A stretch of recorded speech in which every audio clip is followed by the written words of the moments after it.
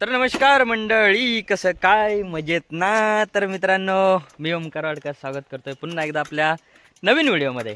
साहेबांनी जायचंच आहे तर सोबत साहेब आहेत आणि गंमत अशी झाली की घरातून घाईत निघालो, बोललो साहेबांची इथं जाऊन व्हिडिओ करेन, ते पण राहून गेलं. आणि मग आमच्या सिस्टर भेटल्या, त्यांना आता स्टॉपवरती सोडलंय. त्यांना वाटलं की दापोलीत घेऊन चाललोय, पण गंमत अशी झाली त्यांच्या आशेवरती आम्ही पाणी ओतलेलं आहे. आणि आता त्यांना इथून टाटा अलविदा, आम्ही असा युटर्न मारून जाणार. तर आजचा विषय असा आहे की आम्ही चाललोय पाच पंढरीला.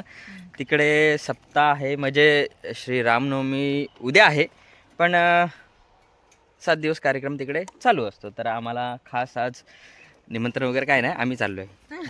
तर चला निघूया. हा होंग होंग होंग, चला निघूया.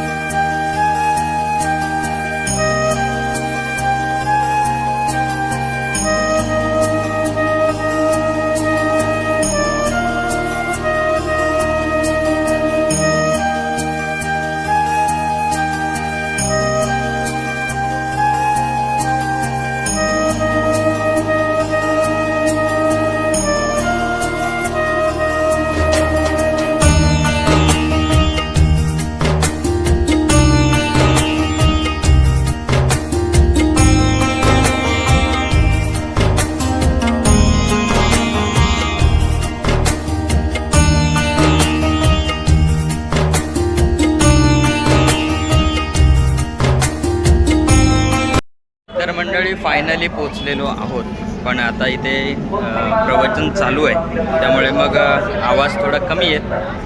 चला आतमध्ये जाऊया. केवळ रामायण सांगितलं म्हणून मध्ये कोण कोण आहे व्यवस्थित ऐका.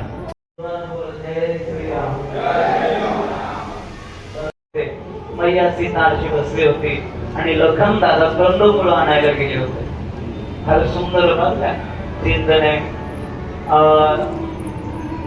मैया सीतेनं समोरच्या एका झाडावरती वेल गेलेली पाहिजे. लता वेल, वेल कळते.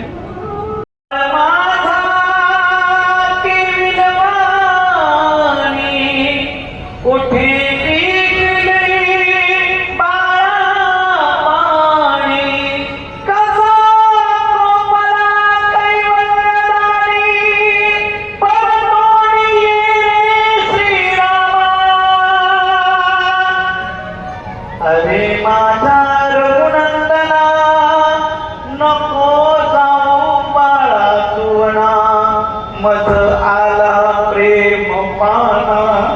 बाळा कवना मी पाजू.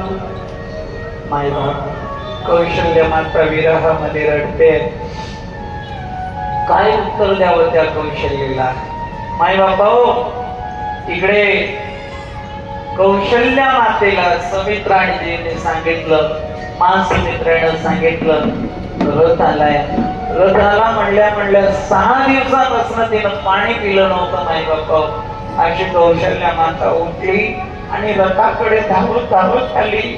त्यावेळेला त्या रथाचे घोडे सुद्धा म्हणायला लागले, मा आम्ही पापी होतो ना, तुझ्या रामाला आम्ही वनात सोडून आलो. येऊ नको मा मागे सर, येऊ नको. ते घोडे सुद्धा रडायला लागले. माय बाप्पा ते घोडे आपलं तोंड आढळून येत आहेत त्या जमिनीवरती. आम्ही पापी हो. तिथून माय बाप्पा सुमंत राजा दशरथाकडे जात आहेत.